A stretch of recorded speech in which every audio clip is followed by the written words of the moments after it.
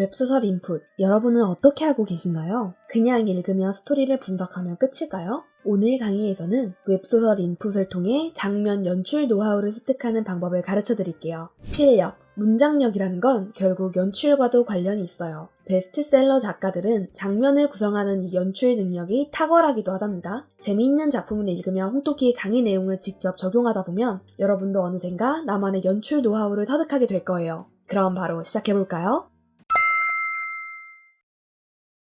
연출, 원래는 영상에 쓰는 용어죠. 연출이란 영화를 볼 때 확 클로즈업을 하듯 극적이고 흥미진진하게 어떤 장면을 강조하기 위한 편집 스킬입니다. 그런데 이게 왜 중요할까요? 연출이 중요한 이유는 독자의 몰입감과 감정선을 좌우하기 때문이에요. 소설에서 연출은 단순히 사건을 나열하는 데 그치지 않고 장면의 강약 조절과 강조를 통해 독자가 이야기 속으로 빠져들게 만드는 핵심 기술입니다. 예를 들어서 긴장감이 필요한 순간엔 짧고 강렬한 문장으로 속도감을 주고 감정적인 장면에서는 묘사를 늘려 여운을 남기는 식으로 만들 수 있어요. 베스트셀러 작품들이 독자를 사로잡는 비결은 바로 이 연출에서 비롯된다고 할 수 있어요. 여기서 정말 중요한 건 이미지로 보듯이 문장을 카메라 워크로 구성하는 거예요. 직접 예시로 한번 볼까요? 잘 쓴 연출 예시를 먼저 분석해 볼게요. 짧고 강렬한 문장으로 긴장감을 극대화했고 바람이 휙 스쳤다 같은 감각적인 묘사로 독자가 장면을 생생히 느끼게 만들고 있죠. 특히 속도감과 강조 포인트가 살아있어서 몰입도가 높아집니다. 그럼 반대로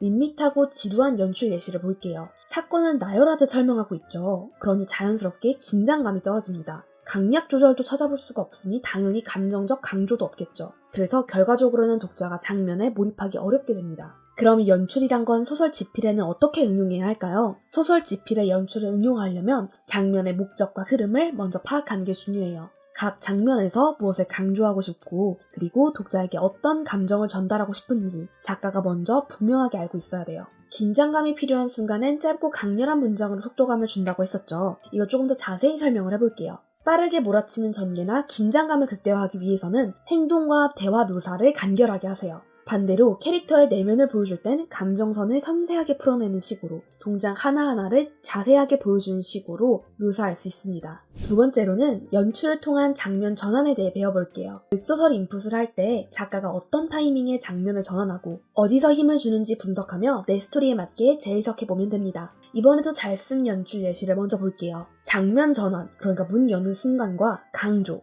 여기서는 편지와 떨리는 손끝이겠죠. 이 두 가지 요소로 독자의 호기심을 끌어냈어요. 그리고 감정선을 섬세하게 풀어서 여운을 남겼죠. 내면 묘사로 캐릭터의 공감도 하게 만들었어요. 반대로 밋밋하고 지루한 연출 예시의 경우에는 사건을 순서대로 늘어놓고 있습니다. 감정의 깊이나 장면의 생동감도 부족해요. 독자가 캐릭터의 내면이나 상황에 몰입할 여지가 적죠. 카메라 워크라는 말이 뭔지 이 예시를 통해 좀 더 와닿으셨을 거예요. 잘 쓴 연출 예시에서는 책상보다도 편지를 먼저 보여줍니다. 먼저 클로즈업하고 있죠. 반대로 밋밋한 연출 예시에서는 책상부터 보여줍니다. 그리고 잘 쓴 연출 예시에서 그녀가 문을 여는 것까지만 보여주는 것과 반대로 밋밋한 연출에서는 문을 열고 방에 들어가는 장면까지 모두 보여주고 있죠. 하지만 문장의 속도감을 높이기 위해서 너무 당연한 사실들은 컷 편집을 하듯 잘라서 삭제하는 게 훨씬 좋은 연출, 문장을 쓰는 방법이에요. 문을 열고 방 안에 들어갔으니까 편지를 집어들어서 볼 수 있었겠죠. 만약 홍토키 작법서인 베스트셀러 코드를 가지고 계신 분은 지금 화면에 기재해놓은 챕터들을 확인하세요.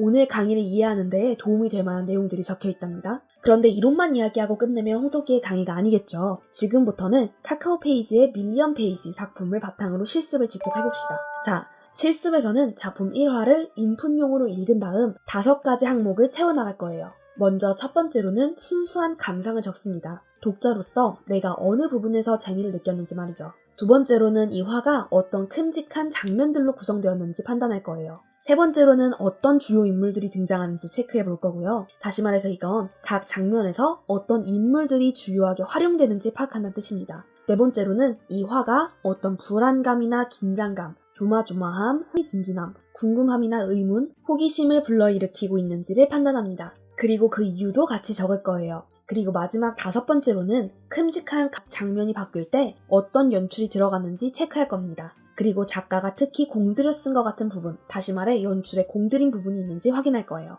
오늘 강의에서 인풋 실습으로 다룰 작품은 괴담 출근 1화입니다. 여러분도 이 강의를 이해하기 위해서 1화 정도는 읽어보시는 것을 추천해드릴게요. 카카오 페이지에서 현재 1화를 무료로 공개하고 있습니다. 홍토끼는 이 작품의 1화를 보고 인풋 메모를 이렇게 정리했어요.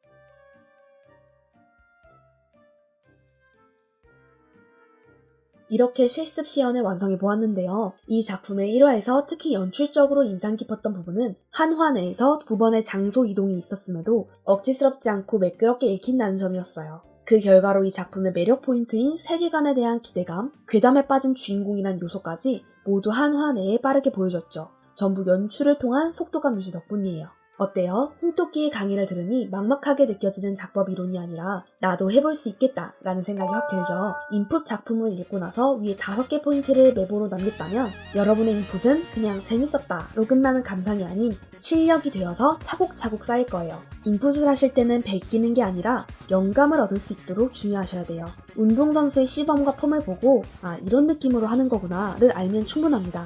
내 작품이 존중받길 바라는 만큼 타인의 작품도 존중해야 된다는 사실 우리 잊지 않기로 해요. 오늘 강의도 도움이 되었다면 응원 댓글로 강의 제작에 힘을 보태주세요. 강의 활동을 지속하는 데 큰 원동력이 되고 있답니다. 그럼 우리는 다음 강의에서 다시 안녕.